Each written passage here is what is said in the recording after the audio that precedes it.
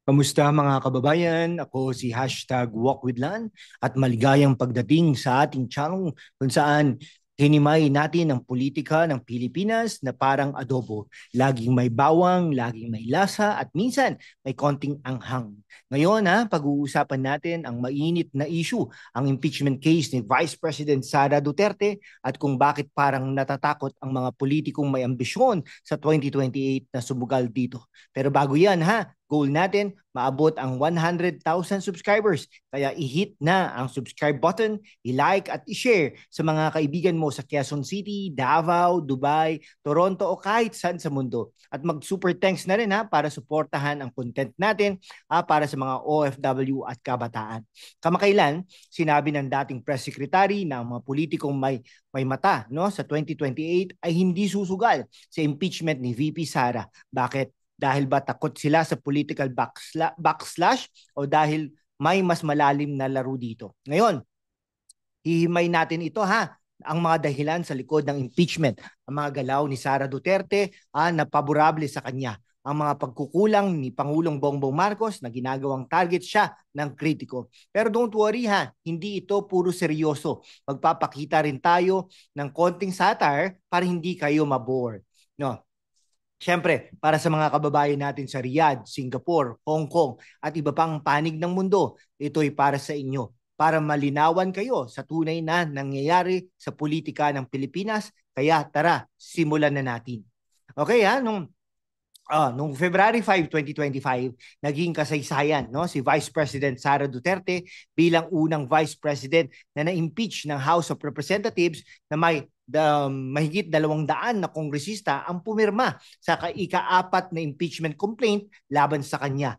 Ano ang mga dahilan? Corruption, betrayal of public trust, at kahit ang sinasabing plano na patayin si Pangulong Marcos. Pero teka, totoo kaya ito o political maneuvering lang?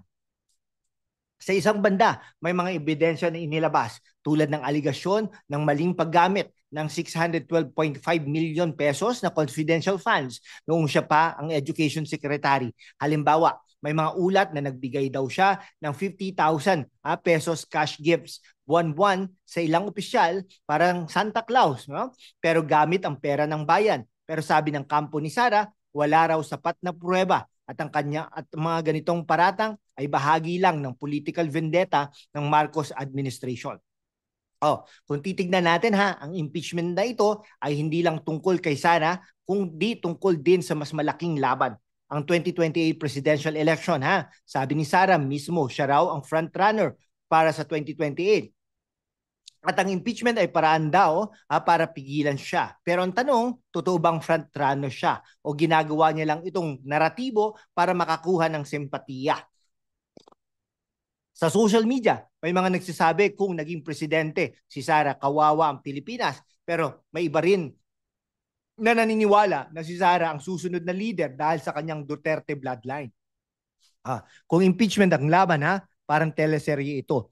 Si Sara, ang bida na laging may dramatic exit, habang ang House of Representatives, ang kontrabida, may script na puno ng plot twist. Pero ang tunay na tanong, sino ang direktor ng palabas na ito? Si Marcos ba o ang mga botante sa 2028? Ano ang tingin ninyo Frontrunner ba talaga si Sara o hype lang? I-comment nyo sa baba at i-share sa mga kaibigan nyo sa Dubai, Sydney o Los Angeles. Huwag kalimutang i-like at mag-super thanks para may pagpatuloy natin ang ganitong content. Bakit nga ba parang natatakot ang mga politiko may ambisyon sa 2028 na sumugal sa impeachment ni Sara? Simple lang, ang Duterte brand ay malakas pa rin, lalo na sa Mindanao. Kahit na may 41 sa 60 na kongresista mula Mindanao ang bumoto para sa impeachment. Sa Davao, ilan lang sumuporta dito like John Cagas of Davao del Sur. Si Sara ay may malakas na allies tulad ng mga senators Robin Padilla at Amy Marcos na parehong nakita bilang mga susuporta sa kanya sa impeachment trial. Si Amy Marcos pa nga ang nagsabi ng impeachment ay hindi tungkol sa accountability kundi tungkol sa pagpigil kay Sara para sa 2028. At si Robin Padilla, sabi niya, siya pa ang magiging campaign manager ng Sara Amy tandem sa 2028. Pero bakit nga ba pabor ang ilang politiko kay Sara? Una, ang kanyang base sa Mindanao ay solid pa rin. Pangalawa, ang kanyang tough girl image na minana mula kay dating Pangulong Rodrigo Roa Duterte ay appealing sa mga botanteng gusto ng leader na may tapang. At pangatlo, ang impeachment ay may panganib. Kung si Sara ay ma-acquit, no, sa Senate, mas lalakas pa siya at maaring gamitin niya ito bilang leverage sa 2028. O isang araw, sa isang rally sa Davao, may isang lola na nagsabi, kahit ano pang sabihin nila kay Sara, siya pa rin ang anak ni Digong. Hindi yan magpapatalo. That's the Duterte magic. Parang brand ng soft drinks na kahit anong krisis, laging may loyal customers. Pero ang tanong, hanggang kailan kaya tatagal ang magic na ito? Kung si Sara ang frontrunner, parang siya yung kandidatong laging may plot armor sa pelikula. Kahit anong bato ang ihagis sa kanya, parang laging may paraan. Parang para makaiwas. Pero teka, paano kung ang tunay na kalaban niya ay hindi ang impeachment, kundi ang kanyang sariling mga desisyon?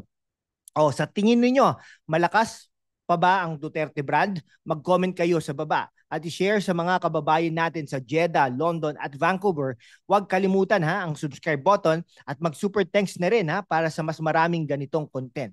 Ngayon pag-uusapan natin si Pangulong Bongbong Marcos. Siya ang nasa likod ng mga galaw laban kay Sara, sabi ng ilang kritiko. Pero bakit siya ang laging pinupunteriya ng mga paratang? Una, ang kanyang liderato ay madalas na tinuturing na mahina. Halimbawa, sa issue sa West Philippine Sea, si Sara mismo ang nagsabi na hindi sapat ang ginagawa ng administrasyon laban sa agresyon ng China. Pangalawa, ang kanyang pamilya ay may history ng kontrobersiya.